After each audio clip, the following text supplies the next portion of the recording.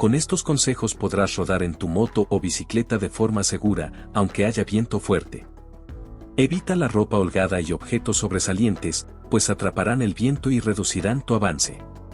Optimiza tu postura bajando el cuerpo para acercarte al manillar. Baja tu resistencia con los codos flexionales y pegados al cuerpo. Reduce marcha y velocidad, esfuérzate menos y gana estabilidad. Procura rodar en grupo y en fila para aprovechar el rebufo. Recuerda proteger tus ojos, así como tener cuidado al rebasar.